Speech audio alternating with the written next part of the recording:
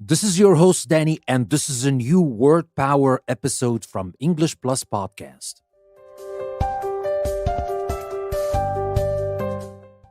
Today's episode is a Word Power episode, so we're going to learn 10 new words in context. And our context for today is the surrender speech of Chief Joseph. Now, before we start talking about this, I have great news I would like to share with you. I have just published 2 series that are perfect for vocabulary building. The first series is word search, games, and activities. So as the title suggests, it is about word search, but it's not only word search. There are a lot of other activities that you can use to build your vocabulary in a systematic and fun way. And the second series is crossword puzzle vocabulary building. The same thing goes there, but with different activities and more example sentences, more in-depth ways to build your vocabulary in a way that you can use those words you learn and add them to your active vocabulary bank. Each series consists of 10 books, and each book has more than 1,000 words to learn. So the links are in the description. You can check them out on Amazon and take your vocabulary to the next level. Maybe you want to get one book for now. Maybe you want to get the whole series. So go ahead, take the link. Don't just take my word for it. Take the link, see it for yourself. If you really want to build your vocabulary, these books are just great. They're going to be very useful and fun, and I would like you even to share the word. Tell your friends about it. Tell your families about it. Tell everybody about it. Tell everybody who's really interested in building their own vocabulary. Tell them about this new series I just published on Amazon. I hope you like the books, and I hope you buy them. And of course, leave me a good review on Amazon would help others find the books as well. And with that being said, let me remind you that we have 2 links in the description of the episode. One that will take you to my website, EnglishPlusPodcast.com, where you can practice the words we're going to learn today. And the other one will take you to Patreon, where you can become a patron, support this channel, and more importantly, get premium episodes and premium worksheets like the premium PDF worksheet that I'm sending my patrons for this episode.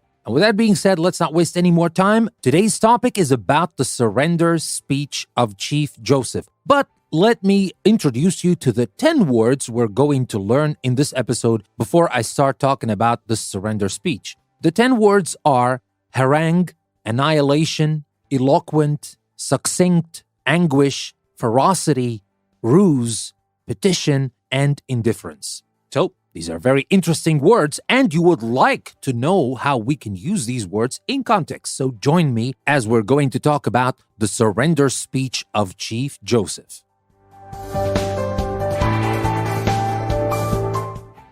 It has been called the outstanding example of Native American oratory. Its simplicity and expressiveness stand in sharp contrast to the harangues so commonly delivered by orators of the late 19th century. Chief Joseph had led hundreds of Nez Perce men, women, and children on a 1,500-mile trek over mountains and rivers in the winter of 1877. Driven from their home along the Snake River, these native inhabitants of present-day Idaho and Oregon sought the safety of Canada.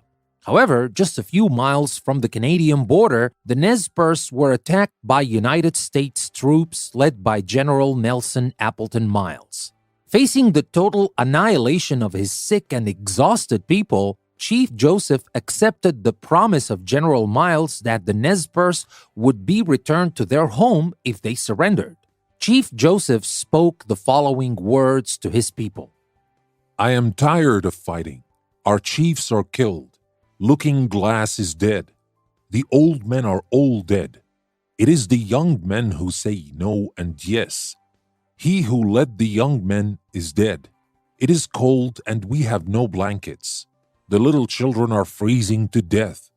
My people, some of them have run away to the hills and have no blankets, no food. No one knows where they are. Perhaps they are freezing to death. I want to have time to look for my children and see how many of them I can find. Maybe I shall find them among the dead. Hear me, my chiefs.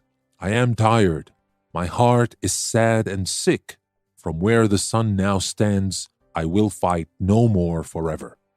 This brief but eloquent speech by Chief Joseph is considered one of the most moving and memorable in American literature. in a few sincere and moving sentences, it succinctly expressed the suffering and anguish of the Native American and the ferocity of war. In the end, General Miles's promise was only a ruse. Chief Joseph and the surviving Nez Perce were not allowed to return. Until his death in 1904, Chief Joseph petitioned the U.S. government repeatedly to allow the Nez Perce to return to their ancestral home, but his pleas were met with indifference. The Nez Perce never saw their home again. So this was our story, I will have to say, the sad story of the Nez Perce and Chief Joseph, and obviously we were talking about his surrender speech. Let me remind you again, the words we're going to learn in this context are harangue, trek, annihilation, eloquent, succinct, anguish, ferocity, ruse, petition, and indifference. So don't go away. We're going to talk about these words and their meaning in context.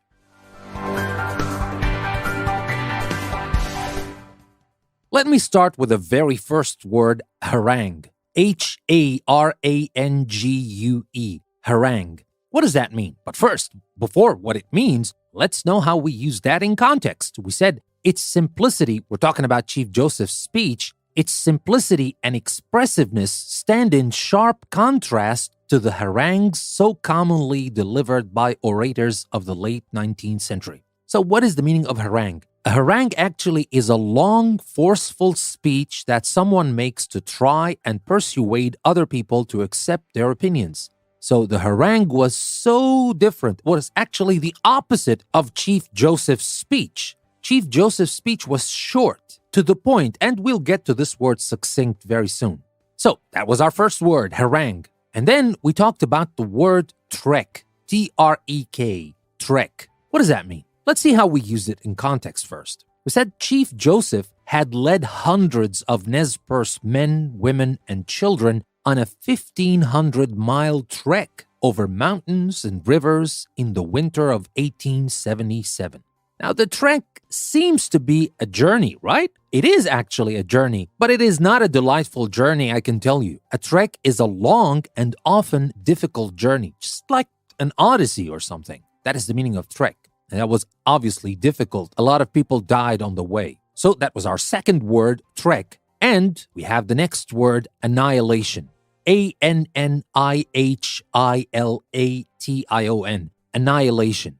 Now let's see how we use that in context. We said facing the total annihilation of his sick and exhausted people, Chief Joseph accepted the promise of General Miles that the Nez Perce would be returned to their home if they surrendered. So obviously, Chief Joseph surrendered because General Miles promised him that if you surrender, I will allow you to return with your people to your ancestral home. Unfortunately, General Miles was lying, but Chief Joseph, facing the annihilation of his sick and exhausted people, had no choice. What is the meaning of annihilation here? Annihilation is the act of total destruction. He was facing the U.S. Army, and he was no match. The people were sick, were tired, were exhausted. A lot of them died along the way or in battles earlier. He didn't have enough strength to stand and fight. So facing the total annihilation, the total destruction of his own people, Chief Joseph surrendered. So that was our word, annihilation. And you listen to this very short but eloquent speech. And that is our very next word, eloquent. E-L-O-Q-U-E-N-T, eloquent. Let's see how we use that in context. We said this brief but eloquent speech by Chief Joseph is considered one of the most moving and memorable in American literature.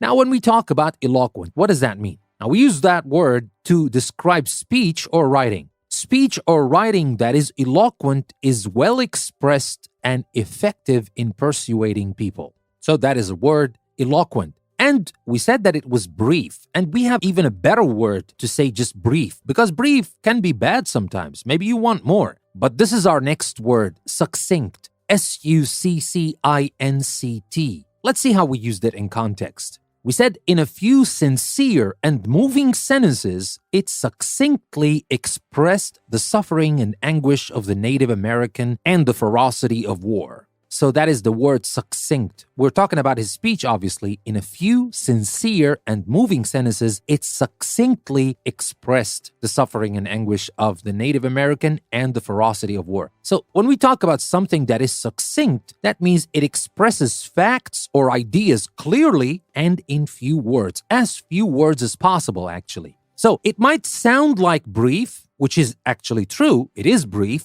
but it is not only brief. It is not only short. It is short and to the point. It expresses the facts needed or the ideas needed as clearly as it gets with as few words as possible. That is the meaning of succinct. And within the same example that I just talked about, we have two more words that I want to tell you about: anguish and ferocity. Let's start with anguish. Now, we said it expressed the suffering and anguish of the Native American and the ferocity of war. Now, what is the meaning of anguish, which is A-N-G-U-I-S-H?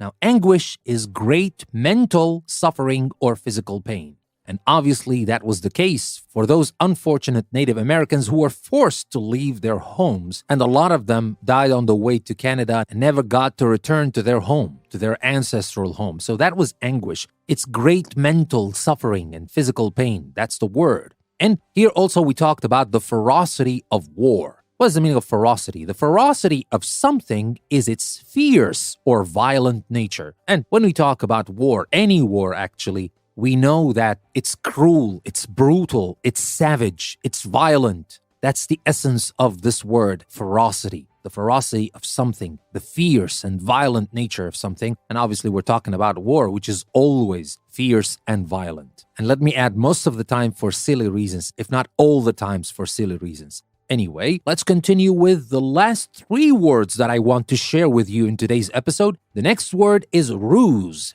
And unfortunately, this word is used to describe General Miles's promise. Now, first, we spell the word R-U-S-E, ruse. How do we use that in context? We said, in the end, General Miles's promise was only a ruse. Chief Joseph and the surviving Nez Perce were never allowed to return.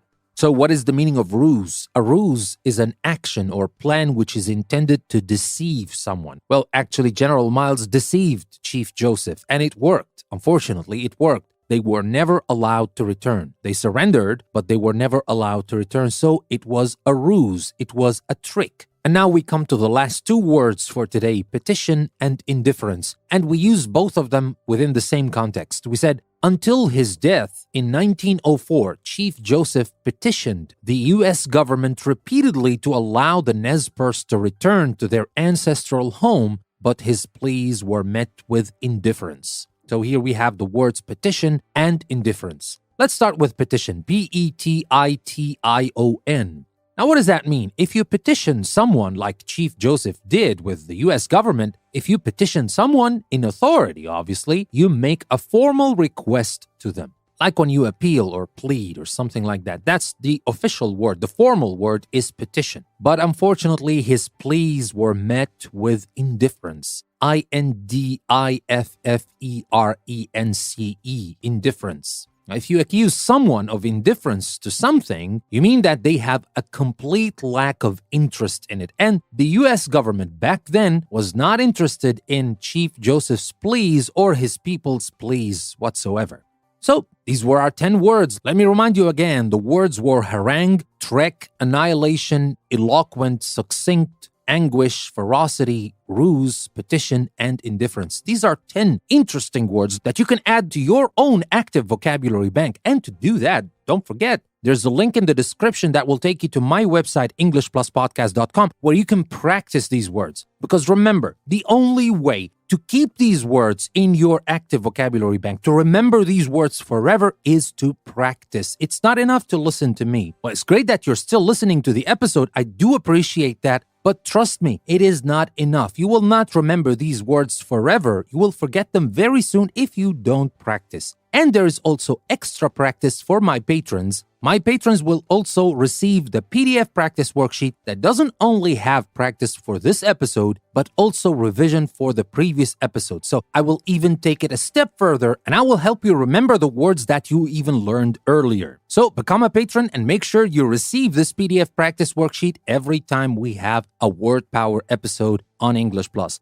And one more thing, don't forget about the books I just told you about. The links are in the description to the 2 series I just published on Amazon. Let me remind you again, the first one is word search, games, and activities, and the second one is crossword puzzles, vocabulary building. Each series has 10 books, and each book has 1,000 words or more to learn in a systematic but fun way nonetheless. So take the links and just see the books for yourselves, and maybe you can buy one of them or more. And now Christmas is coming soon, so you might want to buy them and send them as a gift to someone who's really interested, who loves word puzzles, games, and at the same time, vocabulary building. Now, with that being said, that will be everything for today's episode. But just let me say one more thing about the Nez Perce, because I understand some people say it in the old French way, which is actually a French word. It's the Nez Perce, that's how we say it in English, but originally the name is French. The French said that about the Nez Perce people, and actually it's a French word which is nez percé, which means pierced nose. So that is just for your information, and for some people who might say that, no, it is not pronounced as Nez Perce, it is nez percé. Well, whether you pronounce it as nez percé, the French pronunciation, or the English one, Nez Perce, the most important thing is not about how we pronounce that, but the tragedy that happened to these people. And of course, today we talked about this great speech, sad but great speech by Chief Joseph,